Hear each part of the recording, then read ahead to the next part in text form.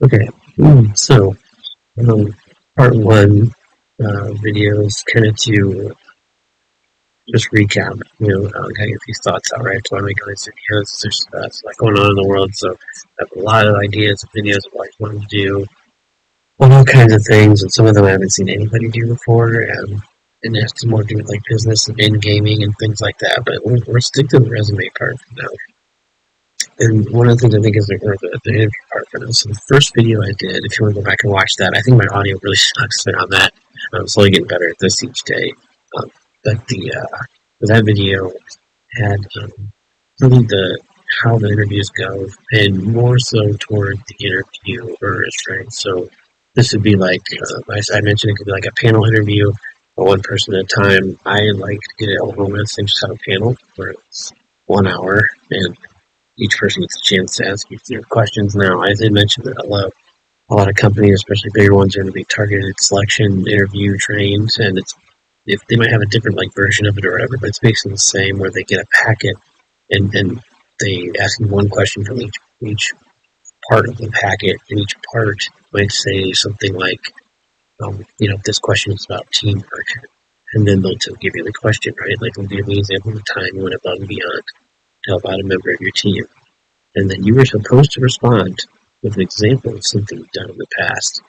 Um, there's a lot of psychology behind this, so please go to the other video if you want to read about that. So I can just keep rolling before I'm doing it now um, with this version here, because this will be a long discussion, especially if anybody pops in the chat. I don't know if they will, but hey, we're just giving it a shot. But what the issue is with that, the reason they use a packet, the reason why they get trained, the reason why they're certified, and all this stuff, it's the legal, basically, right? Because, of course, they want to hire the right person, and that's supposed to be the idea of it. But what happens, companies start just having anybody interview because everybody's too busy, and then you might miss out on great talent because, people judge people and you're not supposed to. You're trained to, hey, if they walk in, there's giant mustard stain, I think I give the example.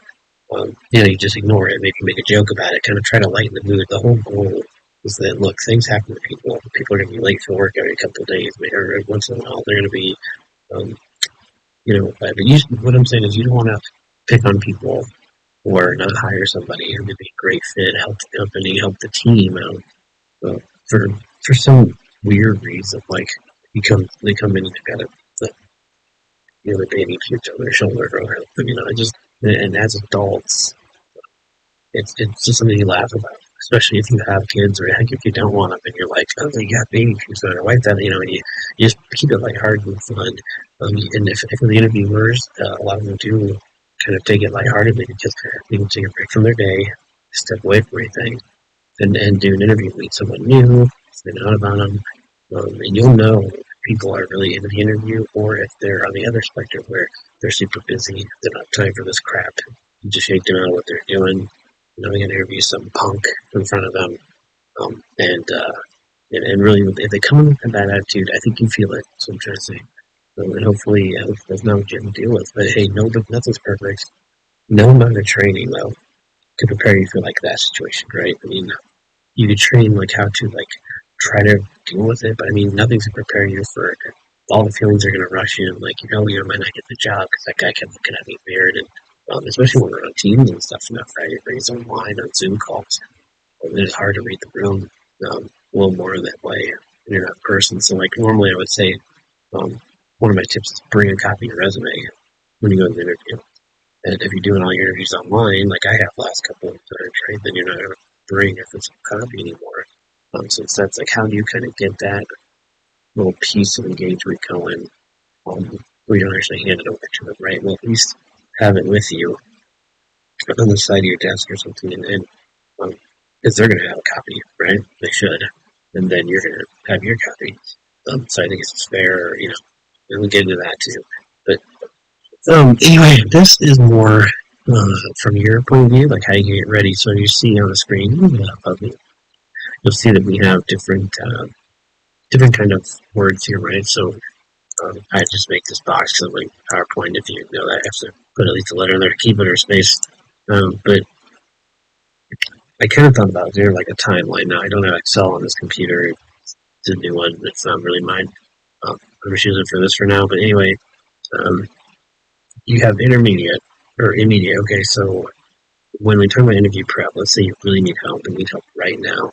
This is immediate things that you can do to prepare. And then that list of things you can do to prepare for an interview just gets bigger and bigger as you go further on, right? You go from the immediate, you go to midpoint, and then this is like, say you're interviewing, you're actively applying for jobs and you believe you have an interview coming, right? So what can you do to these 2 points? So there's long term. What should you be doing every day, all the time, once a week? Should you be thinking about what you've done every like do like hourly, like if you have a daily every day, you can do meditation. That's what I was told one time. I don't do that much, but it could be a good idea if you're that focused and you have things together. But if you get your stuff together that well to do to remind yourself to set time apart, do meditations after every work day to make sure you organize your thoughts, you probably don't have to prepare for it just that much, right? You probably get yourself together pretty well. But even if you can, stay tuned and let's talk through it. So immediately, let's say if you came to me today,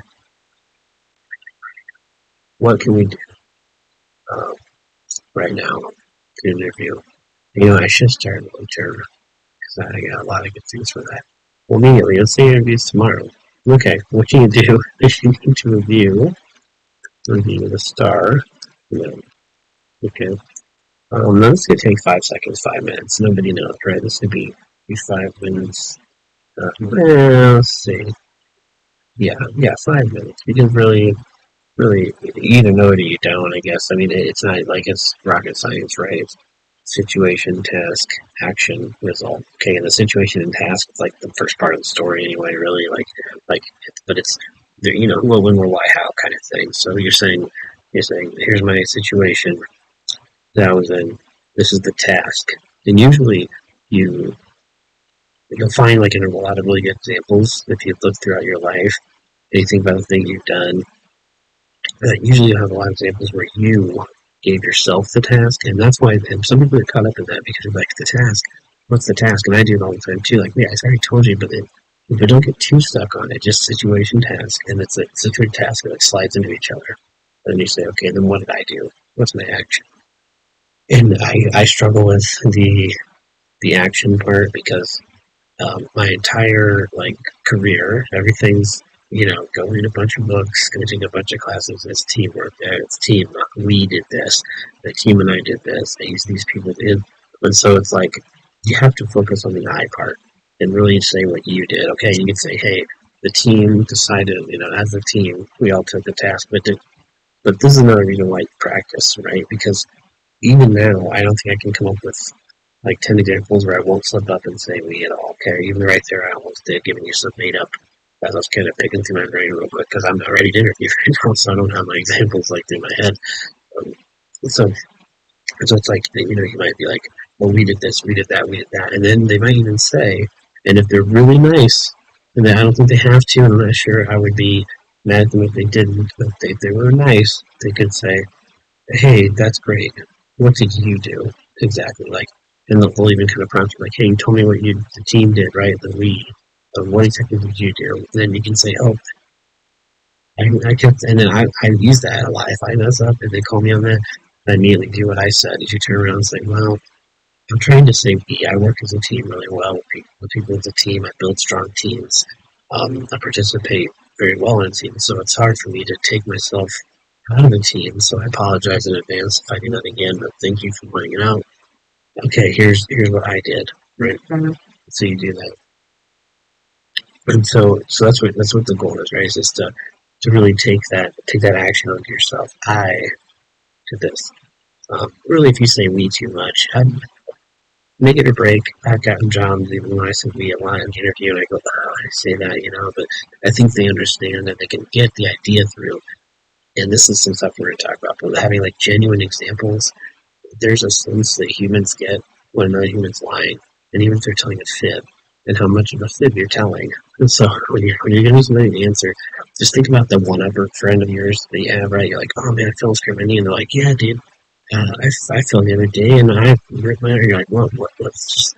I get to one-up me all the time, right? One-upper stories. you think about that kind of thing, people can kind of tell. They're like, oh, okay, you're like you think they're trying to steal your example, your story, but they can feel that, and you're lying in there, and you're embellishing way too much. Okay, like if every example you have, and I would feel this way too, and I would probably ask a lot of follow-up questions nowadays for sure. I was interviewing you. If every example you have is you basically turning into Superman and saving the world from a meteor, you're not getting the job. You would have to have such detailed information with that. There, I just feel like you boast too much, like you're just boastful, and none of it's true. And as a person trying to like protect the company, and I'm being hyperbolic, but I don't really know. Maybe they're great examples, and you really do sound like, wow, this person really does save the day out there. But you get what I'm saying. Is like, if I feel like you're embellishing too much, I really have a lot of follow-up questions. I remember I told you like one of my biggest like fears, like if you practice to do an interview, and then the interviewers have the right, and they do a lot often. Sometimes they'll say, "Hey, give me another example. That one was great. Give me another one." You're like, "Oh, I just blew my example." Like this example I've had my whole life. Um, and I've even said before, I was like, "Wow, I just need a best example on something of that I've ever done." Um, and it was so phenomenal and made me so excited. Okay, but here's the second one, right? They'll probably laugh at it, right? Because it should be like, anyway, but I try to be lighthearted, by the way, obviously. But anyway, review the star format, and then, okay, wait, finish. Last one at least, the result. A lot of people forget the result. It's natural. You're focused on the action. The pressure's on you. You're thinking, what did I do? What did I do? What did I do? I did this. I did that. I did that. You forget to say what the result was. So usually you hear this a couple of times, you'll feel like, but they'll be like, hey, what was the result again? Oh, yeah, that was the result was that we increased profit by whatever percentage. Now, yeah, if you're not like, you gotta understand where you're at in life. And man, this is a lot of stuff. I should start learning terms for this too. But this is something with the star formula, okay, where you should understand your lot in life, where it's like you're not stuck anywhere. Okay, I believe in you. You can do whatever you want. Okay, don't keep going back to you know don't I mean if you don't like doing a paper route for your whole life, you're like, man, I want more money. Okay, then keep moving forward. We keep doing applying for jobs. You're gonna get told no all the time. Just keep on going. But understand that if the only thing you've done for 10 years straight since high school is a paper route, and it's the same paper route. You never got more responsibility. You never asked for more responsibility. You never done more. You never taken on more things or gone through any hardships while doing the paper route. Then you're not going to have the examples you need to be like the executive of some company, right? You're not gonna show progress. You're not going to show really because really, in all honesty, nobody does something for a long time without innovating the job. Okay, people, they don't, maybe you don't realize you've innovated things. If you've been in a job for a long time, maybe you don't realize like you've got a new process. But most people, let me just rephrase that. Most people innovate as they do things. So as you're going through life, I mean, when I worked at Hardee's, so I'd innovate things all the time. I'd like, now I'm going to do things like this and create a new kind of like timed how I did things, and it would like day would fly by, just perfect. And then they say, "Hey, you want to stay overtime?" Like, yeah, I'm barely breaking a sweat because I'm barely. I'm just the cadence, just kicking butt, taking names. I have the perfect timings for stuff. I learned the time of the day when orders come in or they don't come in, and go wash dishes while they did that. I would like stay ahead with food prep while we had downtime. When everybody else, when there's downtime, they're talking and chit chatting, and I would use those examples. Those really examples I have and say, "Hey, when everybody else is chit chatting and shooting the shit and screwing around, I'm mopping the floor twice, or I'm prepping for the next rush, prepping for and I would say, hey, I just like sleep ahead. That's my example. So what you have to understand is people will tell you that the result is going to be like you should be saving the world every time, but really it just cements that the action you took, that you like one, you like understand the result, and then also that the result was um, positive or negative, right? And so it could be a negative result, But then I would usually follow them, oh, that didn't work out that well. And this happened. So then I changed it one more time. And then it was a positive result. And then they might say, well, how was it positive? And then usually you might say, well, everybody was happy afterwards. Everybody was happy, but you should really turn those into things like um, people started to follow after what I did, and instead of screwing around and talking all the time, they were actually pitching in to start helping, and that just helped us close sooner or go through the next rush with no worries. Things like that. Anyway, that's the star format, and this is where we were live. Like I can't tell how many people are in the chat. One time it told me like 6 people came in. I can't tell. It's just laggy. But um, if you have a question, post it. Put a comment out there. I'll call you in to a call if you want, and we can record it for video or just really one-on-one. Honestly, I can give people help. I don't really care. It's just I don't have as much free time. Obviously, I'm recording this really at night. Um, but anyway, it's you could really get into these star format things. You could really talk about, well, Greg, I don't do that. I don't go above and beyond. See, now I'm getting into long-term stuff, right? Because really, what I would say long term, right? Because since I'm getting into it anyway, okay, I'm sorry. Let's do this real quick. So I don't go back. Game. It's seek. Maybe I'll say like.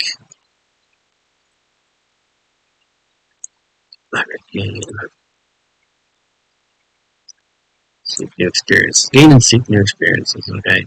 And you have to do that to get good interviews. Maybe the reason why I was talking like that is because I got down the rabbit hole. Because if you don't, you just gotta have good, complete stories that start. And like I said, if you're going for a job that's really high up, just realize, like, you might need to revisit some of your like results, things like that, based on the job. Because maybe it's a finance job. They want to know how much money you saved, right? It's a company, and you're going to kind of prep and know that in advance and say, oh, I've saved, hundreds of man hours. And leave it at that. So you don't have any official record because, we're already too deep in it. Okay. Then move on. So what you can do right now, to create an interview, review the star format. All right. So like I said, it's in 5 minutes. If you already know it, just remember to test as a result. You go through it. Sorry, I'll say it. So situation, task, action. And then you're gonna say I. I guess I would say eye contact. And these aren't in order. I'm just trying to think of these in a row. Like eye contact is okay.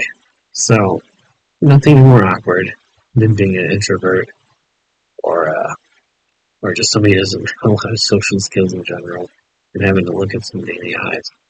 Like it's difficult.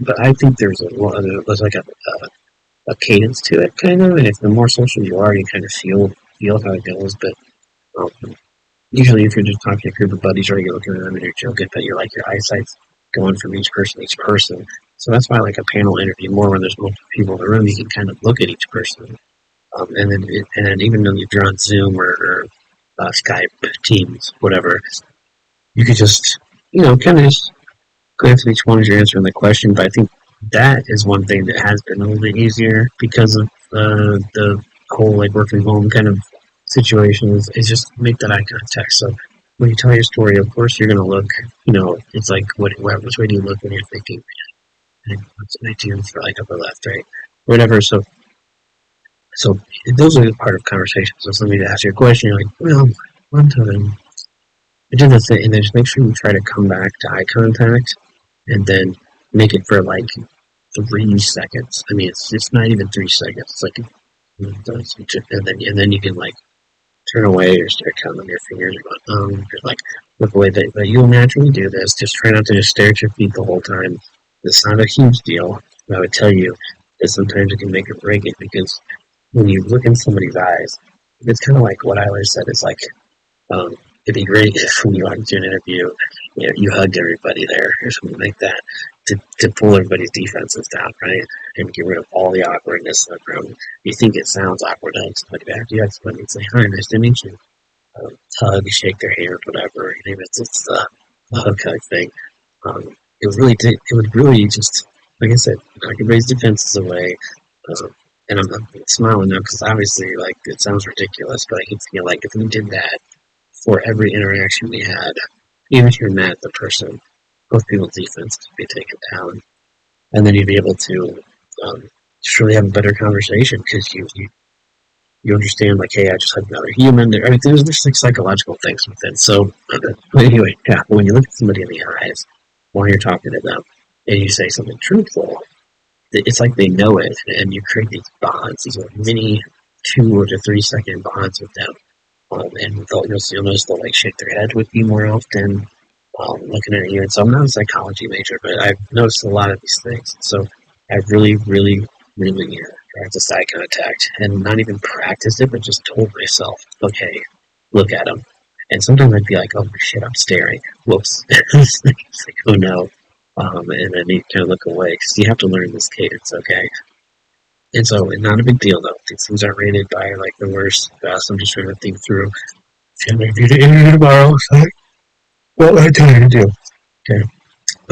Let's see. And then if you had, okay, so read through your resume. So review.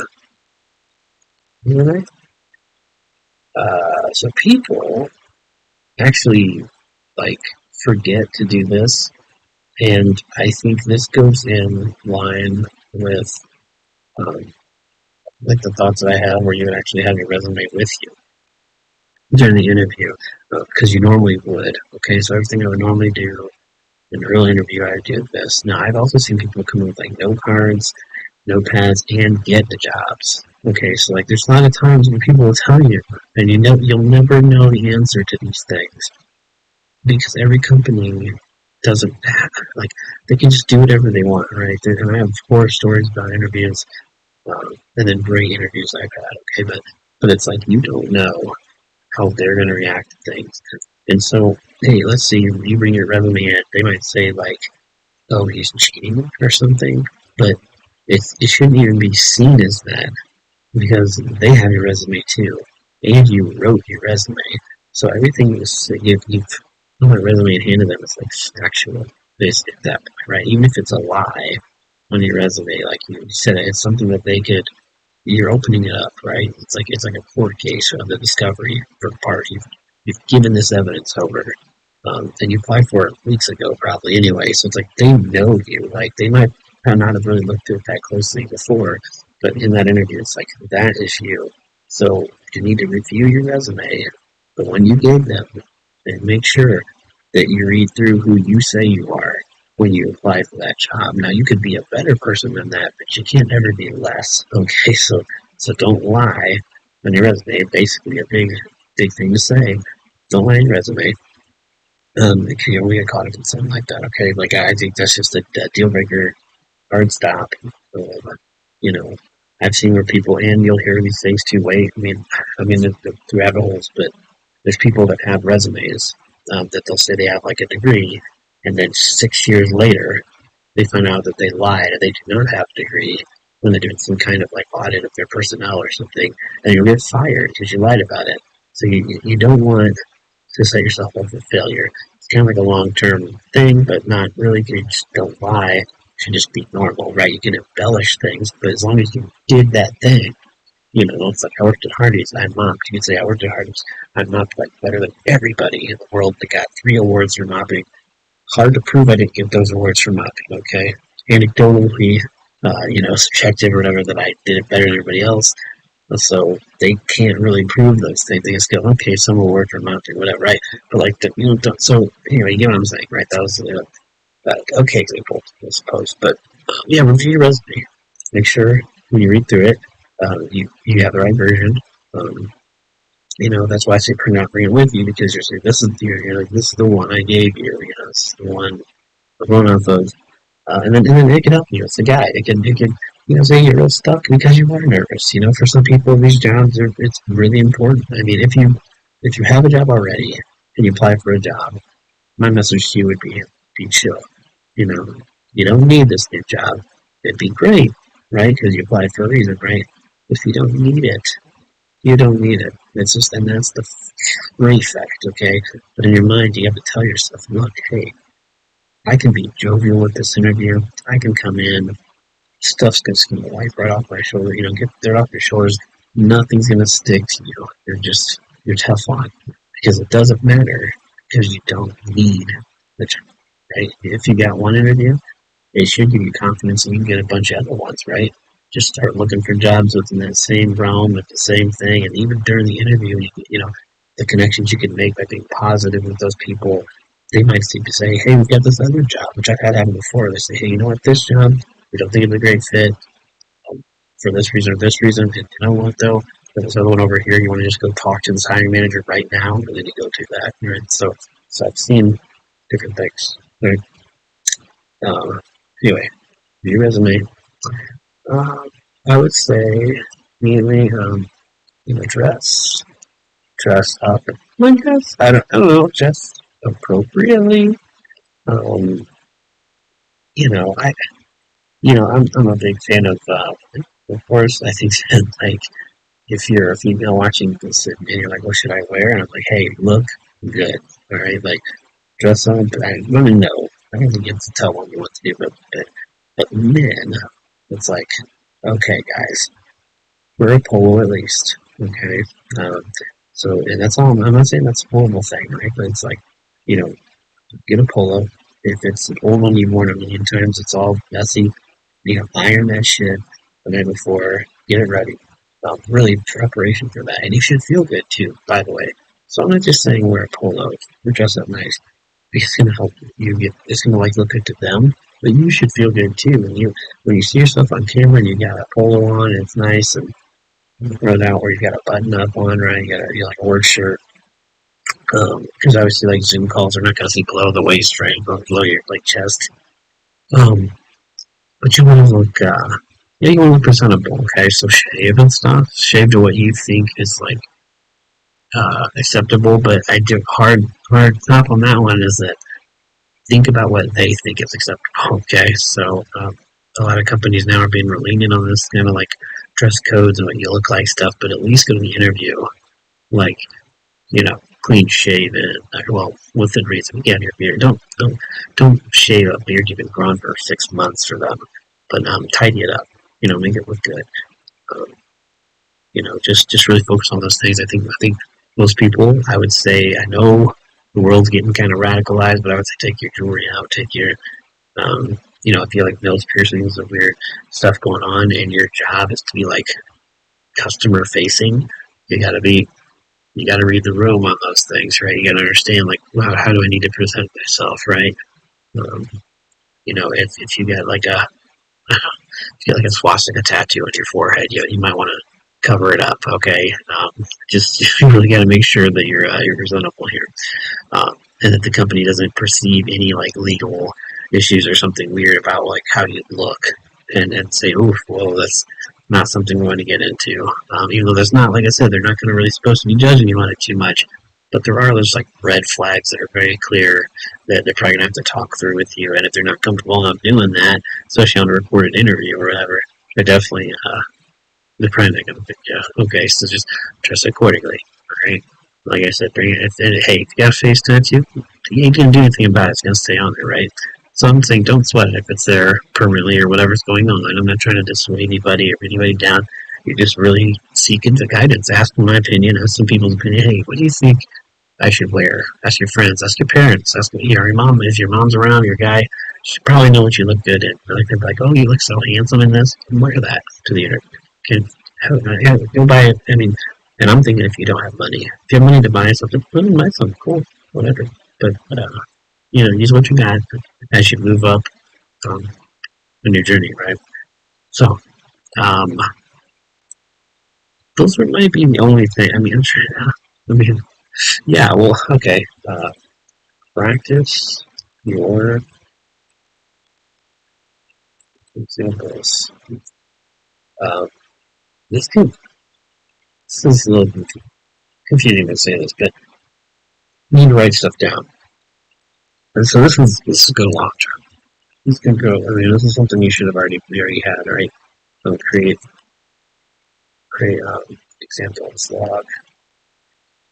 log, right? So you should already have a log of examples, especially if you know you're interviewing and you're getting ready for it. And you should always kind of be getting ready to interview, or at least kind of remembering the things you've done. It's really great to get that habit to write them down and then review that every once in a while. Maybe do that through the midterm and all that as well. And one of the things you want to do is make sure you create that example log. Things you've done, to start. So basically, when you do something, you say, I did this. You don't have to put it in star format, but just at the time you're writing down examples of things you've done, or like saying you got an award for something, and those are like really good achievements. Or even just say like, hey, I worked 4 hours over because the other guy called in because the kid was sick. And then maybe when you stayed over, something else happened that was crazy. Just write all those things down in your log, each line by line in Notepad or on a Word document if you want on the computer. But just make sure you record those things. You don't put them on your phone real quick, email them to yourself. But just have that log. So when you're about to immediately, at each point along here, when you're getting ready for interviews, when you're about to interview, look at that log. Practice your example. Practice your long examples. Okay, so go through, practice these examples and say, okay, if they ask me a question on teamwork, this is teamwork. This is teamwork. This is teamwork. These are great ones for you to use in teamwork. And then kind of read them yourself. But the idea here is that you've been doing this the whole time. So you've got all these logs filled out, all these examples of things that you've done, and they're fresh in your mind, refreshed over and over through a long stretch of time. And then eventually, when you get to that moment where you need them at the interview, the recall is there, and you can easily recall them. Now, I will say, being in the digital world that we're in right now, and everybody's doing remote interviews, why not put a post-it note? I got a coffee maker right here. Put a post-it note up on that coffee maker, and real big, right? Keywords or phrases that would help you remember examples. And the reason why I say that's okay is because look, these are they're gonna know if you're lying or not. But these are little things they won't even be able to see. They might see you glance off screen, but you're into it anyway.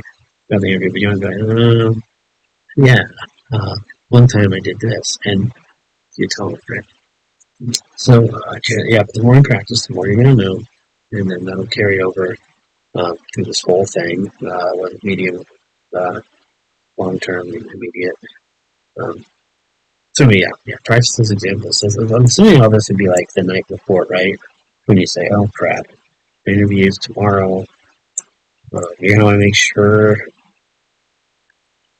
Let's see. It's not on I'm assuming these are like they come in either on person still, but I know we're not that kind of world for that. But even then, this should be enough.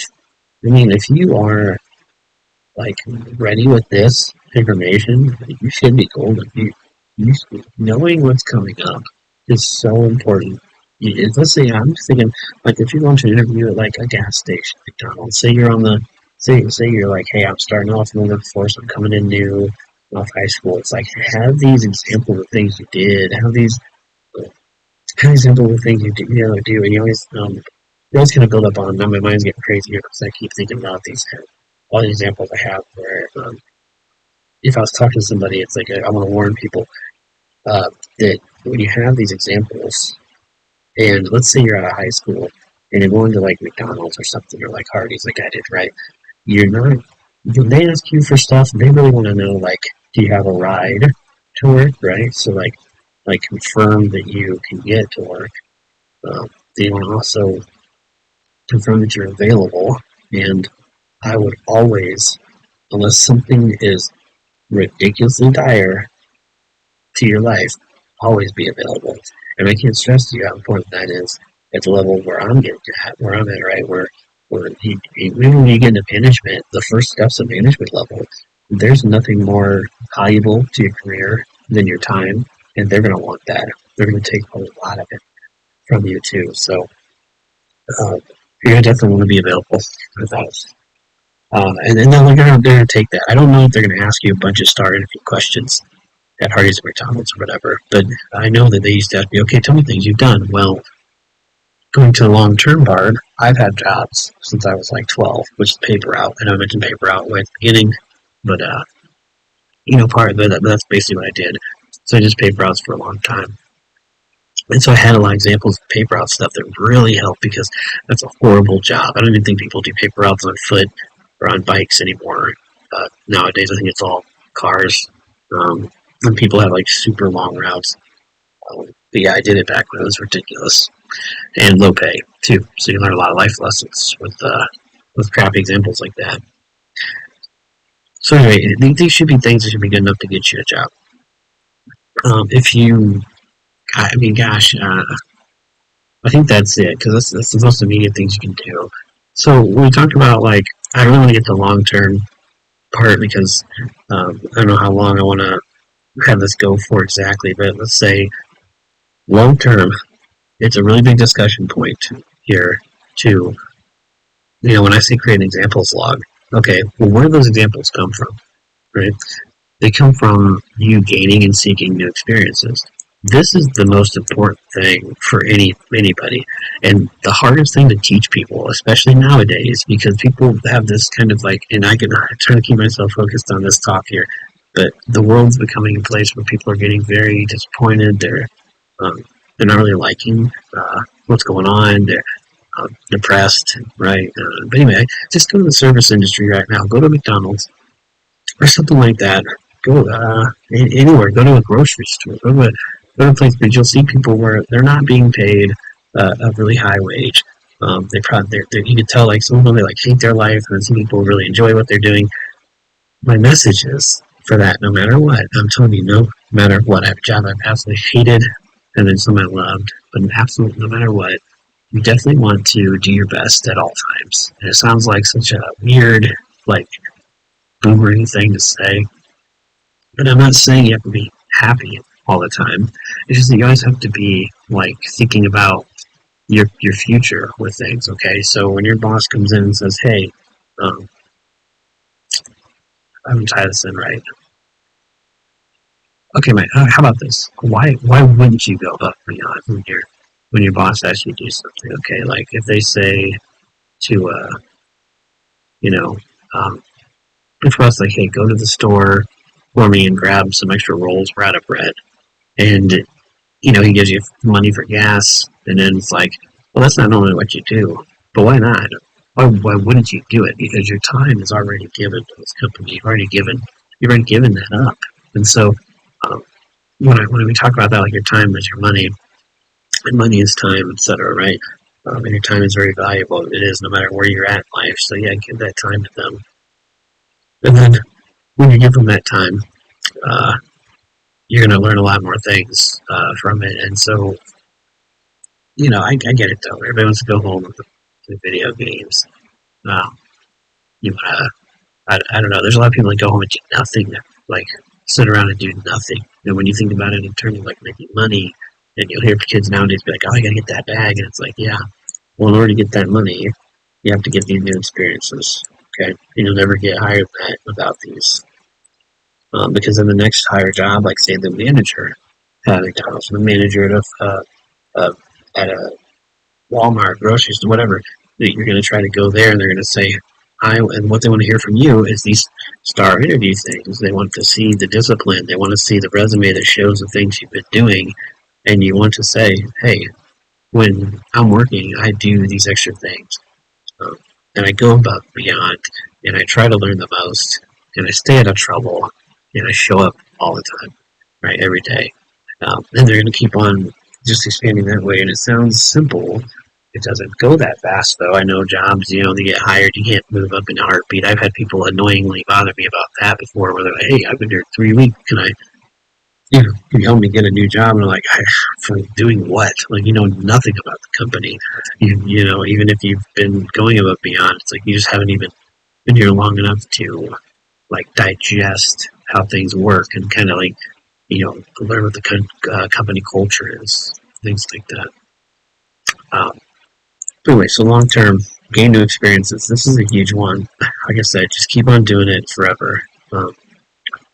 As you move up as well, you're going to hear a lot of people in some interviews, they'll critique you, maybe not in your face, but I know they're going to do this behind your back. Sometimes they say, like, man, that guy used a lot of examples from his home life, right? Well, by the time you're 20 something or whatever, And if you had a couple of jobs, and that like mix of things going on in your life, you should have a lot of experiences from working and from doing things that advance your job and things like that. Don't if you're like, well, give me an example of time you're above and beyond. You're like, my wife wanted cake the other night, and it was really late, and all these stores were closed. So I drove to the next town to get her cake, and it's like, well, that's not an example.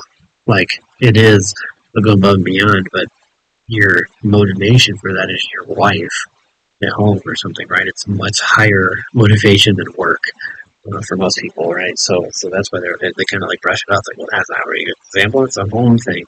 Sometimes it's okay. It's hard to make those things make sense. You think they go hand in hand, like your home life things, you do, and that, but they don't, because one thing's motivation for time and money, the other one's motivation for love or your children or something, right? So they're a little different. Sorry, I had a cough break. Yeah. So anyway, create that log. I don't repeat myself too much here. And then long term practice, practice examples. So that carries. Oh shit.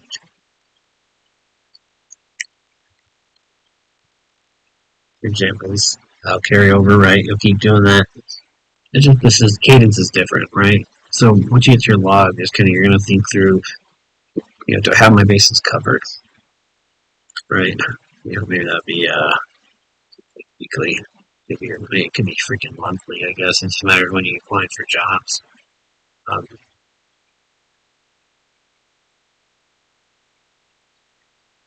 And then basically, I think, midpoint would be a mix of these two together. Because I think you want to review the starter format the entire time as well. Then you want to update your resume.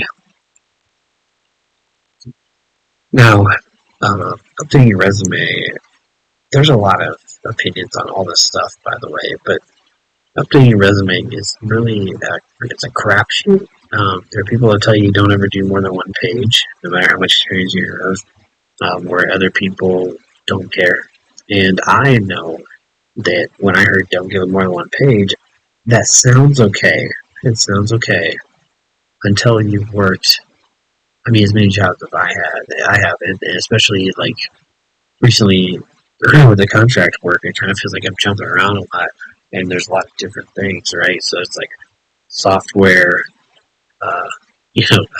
hardware work I've done, and it's like project management, managing people, and all these pieces are very important to me.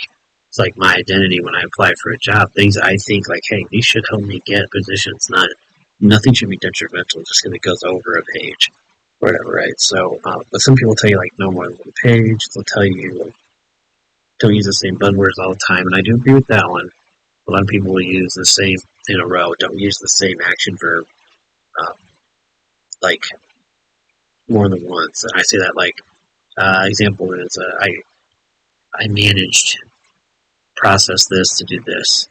The next one is I managed this to do this. The next one I managed this, and it should be I consulted on this, or I just try to go to thesaurus, just find other words and find other synonyms and things. Just really find ways to say the same thing, but in a better way. But keep it concise. You're not doing poetry here. It's not supposed to be like some kind of quiz. And then you probably want to.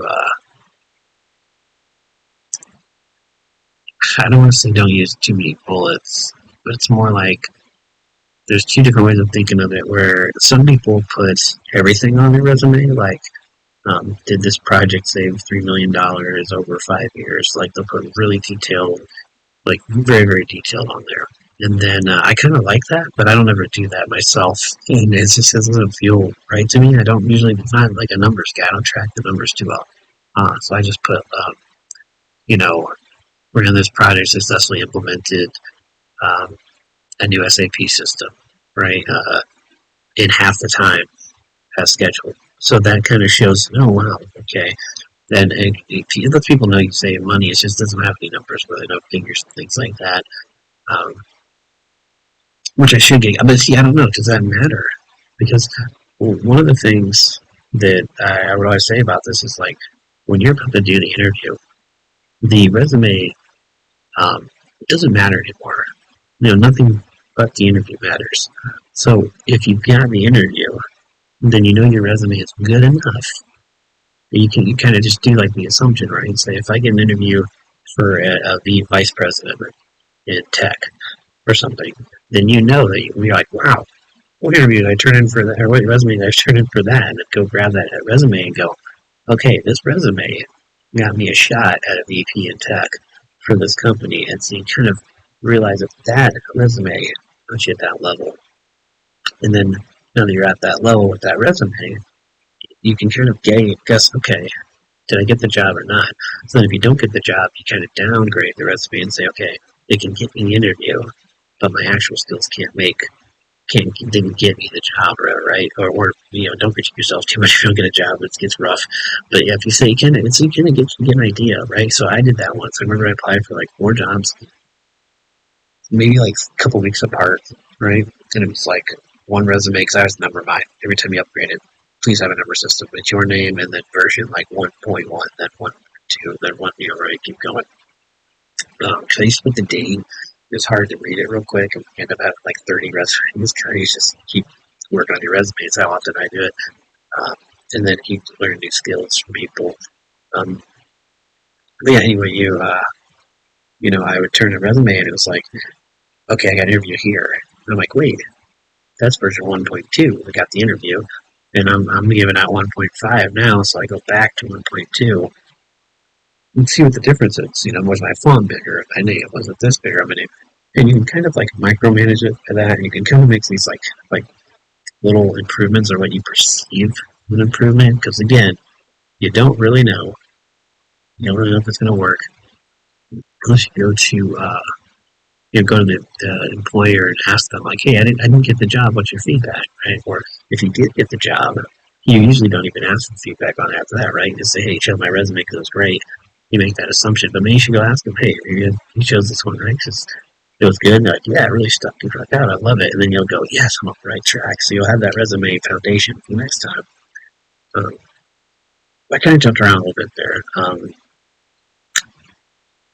Basically, though, you got to keep track of your resumes.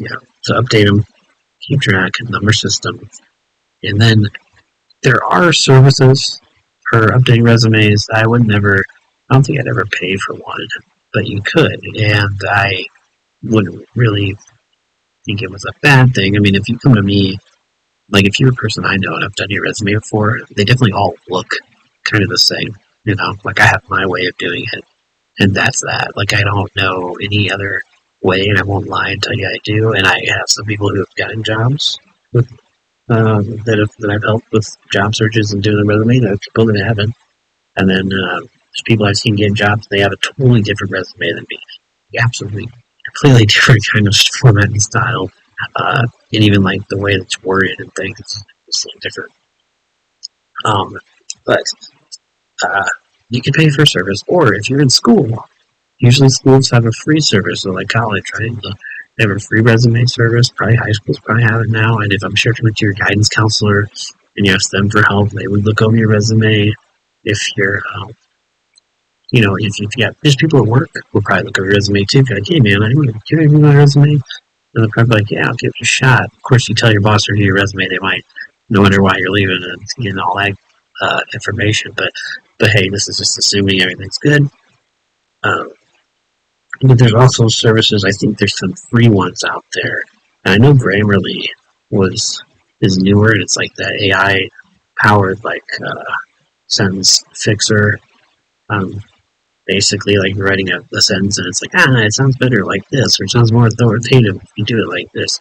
And then it reverts it things for you. And I think they really now that's the best all. But either way, there's free stuff out there. I wouldn't pay somebody too much to redo my resume unless you've really got a lot on there. Like right now, I'm getting like 2 pages. I could probably do 3 or get to a third, and like be a half a third, I think, because I cut a lot off.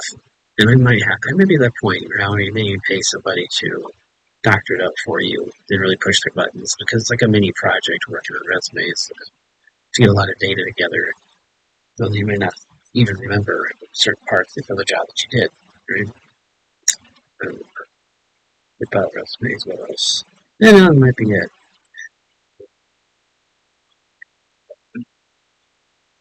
Actually, Jared, I think you know what? We might have to call this one. Because I'm kind of, I really got to start writing down what I want to talk about. Honestly, just to be very clear about this, because I don't think the midpoint really exists for us here and talk through this, right? And then without somebody to really poke with questions, I think we're a good stopping here. Because really, the midterm is just going to have these things in between the midpoint, right? Because instead, if you're actually looking, then you're probably not updating your resume anymore. But you will be practicing your examples. You'll be reading through your log. Uh, you'll probably be less worried about gaining new experience with the place you're at because you already gained them. And then now you're just going to be focused on the job search. So I will, and I definitely want to have some interaction. Maybe I'll have my buddies join us. No one else by the time I do it, but I definitely want to focus on some job searching tactics, some conversations around that, and actively look up jobs with people on the call. That kind of gets difficult because I don't give away people's addresses and things. So I've really been thinking about how to do that in a normal way. Maybe people give me their city, like their zip codes or something like that. I just search by zip code for jobs. But that's probably going to be the only way to really do it. Because I'm definitely not logging out of LinkedIn to do that search because it's very annoying. But so you might see all my info. But I think we can do that next time. So just think about this. If you have any questions or anything you want to follow up on, please, of course, like and subscribe. You can find me on Twitch. Sometimes I go live, and then I post it here. So this time I went live here, and then I'll see if I can post it on Twitch. I'm not sure. But yeah, I'll put those things up. And then, hopefully you see me able to see me sooner than later.